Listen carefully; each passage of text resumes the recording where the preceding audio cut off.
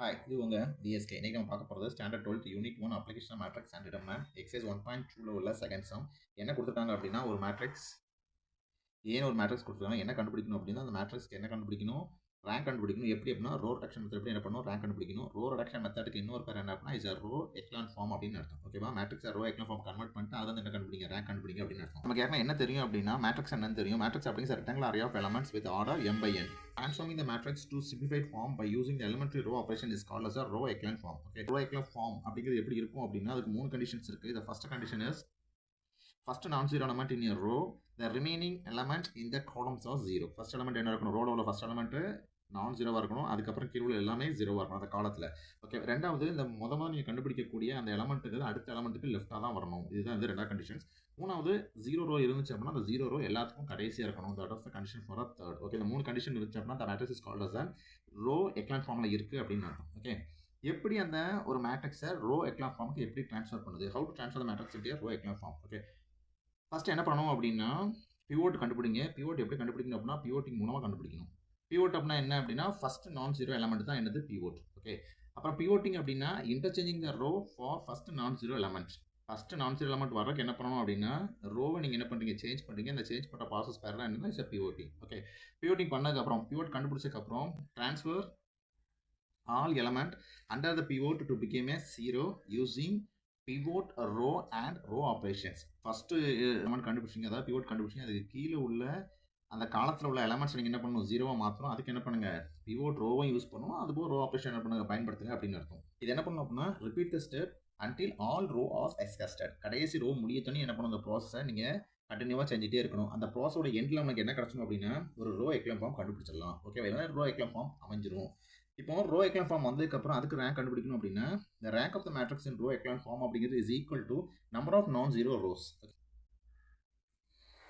இது எப்படி denote பண்ணுவாங்கப்பா, is a row of A is equal to number of non-zero rows. அதான் என்னது, is a rank of the matrix in the row echelon form. Okay, இப்போ நமக்கு என்ன கொடுத்தாங்கன்னா, matrix A கொடுத்தாங்க. இல்லை நான் முதல்ல என்ன கண்டுபிடிக்க போகிறேன், பிவோட் கண்டுபிடிக்க போகிறேன். பிவோட் அப்படின்னா ஃபர்ஸ்ட் ரோவில் உள்ள ஃபர்ஸ்ட் எலமெண்ட், இல்லைனா ரோவில் உள்ள first non zero element.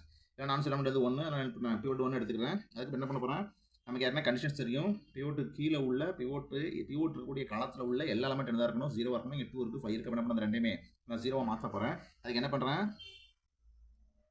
Apply row operations with pivot row. ஓகேவா, பிவோட் இருக்கக்கூடிய ரோவோட நீங்கள் ரோ ஆப்ரேஷன் பயன்படுத்தி என்ன பண்ணுங்க, அது கீழே உள்ள ரெண்டையுமே ஜீரோ ஆக்குங்க அப்படின்னு சொல்கிறோம். அப்படி தான் பண்ணணும். ஓகே, என்ன பண்ணிக்கிறேன், ஃபர்ஸ்ட் என்ன பண்ணுறேன், R2 ஜீரோவை கன்வெர்ட் பண்ணுறேன். R3 அதுக்கப்புறம் ஜீரோ கன்வெர்ட் பண்ணுறேன். R2 நான் கன்வெர்ட் பண்ணுறதுக்கு R2ல இருந்து R1ஓட 2 மல்டிப்ளை பண்ணிவிட்டு R2 வந்து மைனஸ் பண்ணுறேன். அதே இது R3 R1 விட 5 மல்டிப்ளை பண்ணிவிட்டு என்ன பண்ணுறேன், R3 மைனஸ் பண்ணுறேன். இது எல்லாமே எப்படி அப்படின்னா, ஜஸ்ட் நமக்கு பார்த்தோன்னே தெரிஞ்சிடும். இதை ஜீரோ ஆக்கணும் அப்படின்னா இந்த ரெண்டை வச்சு நான் யூஸ் பண்ணுறேன். R2வை R1ஓட பயன்படுத்தி என்ன பண்ண ஜீரோ ஆக்குறேன். இங்கே 2 இருக்குது, இங்கே என்ன வேணும், இங்கே -2 இருந்துச்சுன்னா 2 -2னா 0 கொண்டு வந்துடும். அதனால் என்ன பண்ணுறேன், R1 -2 மல்டிப்ளை பண்ணுறேன்.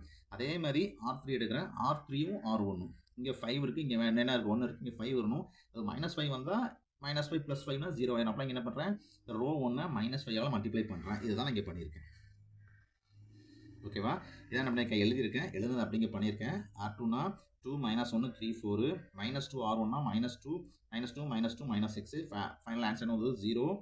இங்கே -3 1 -2. அதே மாதிரி என்ன பண்ணுறேன், R3க்கும் கண்டுபிடிக்கிறேன். கண்டுபிடிச்சா என்ன வந்துட்டு 0 -6 2 -4 வந்துருச்சு. இதை வச்சு என்ன பண்ணுறேன், அடுத்தது நியூவான அந்த மேட்ரிக்ஸை எழுதுறேன். என்ன ரிடக்ஷன் ஆயிருக்கு, என்ன பண்ணுறோம், கொடுத்துருக்குலேருந்து என்ன பண்ணுறோம், ஒரு ஸ்டெப் ரிடக்ஷன் பண்ணி எடுத்துருக்கோம். ரிடக்ஷன் ஆகி வந்திருக்க மேட்ரிக்ஸ் 1 1 1 3 0 -3 1 -2 0 -6 2 -4. ஓகேவா, இப்போ ஃபர்ஸ்ட் ரோ முடிஞ்சது. செகண்ட் ரோ பார்க்குறோம். செகண்ட் ரோவில் உள்ள ஃபர்ஸ்ட் நான் ஜீரோ எலமெண்ட் இங்கே -3, அதான் பிவோட் சொல்லிட்டு -3. இப்போ என்ன பண்ண போகிறோம், அதுக்கு கீழே உள்ள அந்த காலத்தை ஜீரோ ஆக்கணும். இங்கே 0 கீழே என்ன இருக்குது, -6 இருக்குது, என்ன பண்ணணும், ஜீரோ ஆக்கணும். அதுக்கு என்ன பண்ணுறேன், apply row operations with pivot row. ஓகேவா, ரோ ஆப்ரேஷன்ஸ் யூஸ் பண்ணி என்ன பண்ணுறது, பிவோட் ரோவை ஜீரோ மாற்றுறேன். அப்புறம் அந்த மேட்ரிக்ஸ் அப்புறம் R3 என்ன அப்புறம் ஜீரோ மாற்றணும். R3 எடுக்கிறேன்.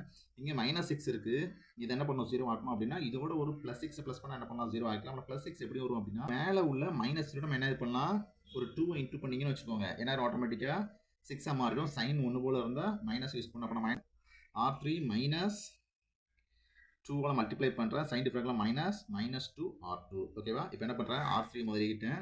அதுக்கப்புறம் என்ன பண்ணுறேன் R2 -2 இன்ட்டு R2 R3 வந்து 0 -6 2 -4 அப்படியே எடுத்து எழுதிக்கிட்டு R2 என்ன பண்ணுறேன் R2வை -2 மல்டிப்ளை பண்ணி எழுதுறேன் R2 வந்து 0 இருக்குது அப்போ 0 இன்ட்டு -2 0 தான் -3 இன்ட்டு -2னா 6 -2 ப்ளஸ்ஸாக மாறும் நான் 1 இன்ட்டு -2 -2 இன்ட்டு -2னா +4 ஓகேவா எல்லாம் இது பண்ணிங்கன்னா 0 வந்துருச்சு ஃபைனலாக இந்த ரெடக்ஷனுக்கு அப்புறம் நான் என்ன பண்ணுறேன் மேட்ரிக்ஸ் எழுதுறேன் அந்த மேட்ரிக்ஸ் எப்படி வந்துருச்சு 1 1 1 3 வந்திருக்கு 0 -3 1 -2 வந்து கீழே எல்லாமே 0 இருக்குது நம்ம கண்டிஷன்ஸ் படி மேலே என்ன இருக்கணும் ரோவில் ஃபஸ்ட்டு நான்-0 எலமெண்ட் இருந்துச்சு அப்படின்னா அதுக்கு கீழே உள்ள எலமெண்ட்ஸ் எப்படி இருக்கணும் இந்த காலத்தோட எலமெண்ட் 0 வரணும் அப்படி பார்த்தா என்ன இருக்குது 0 இருக்குது அதுமாதிரி ரெண்டாவது ரோவில் நான்-0 எலமெண்ட் -3 அதுக்கு கீழே உள்ள காலத்தில் உள்ள எலமெண்ட் என்ன இருக்குது 0 இருக்குது அதேமாதிரி ரோவில் 0 ரோ தான் கடைசியாக இருக்கும் அதுவும் கடைசியாக தான் இருக்குது எதாவது மாற்றிட்டோம் அப்படின்னா இந்த ரோ எக்லன் ஃபார்முக்கு என்ன பண்ணிட்டோம் மாற்றிட்டோம் அப்படின்னு அர்த்தம் ஓகேவா இப்போ இதுக்கு ரேங்க் கண்டுபிடிச்சிடலாம் இந்த ரேங்க் ஆஃப் த மேட்ரிக்ஸ் இந்த row echelon form is equal to number of non rows ஏதாட்டும் ஒரு நம்பர் இருந்தாலும் அந்த ரோ என்னது இஸ் அ நான்-0 ரோ அப்படி பார்த்தா இதில் என்ன இருக்குது எல்லாமே நம்பர்ஸ் தான் இதில் ஒரே ஒரு 0 தான் பட் 3 நம்பர்ஸ் இருக்குது ஆனால் இங்கே என்னது எல்லாமே 0 அதனால் இது எடுக்கக்கூடாது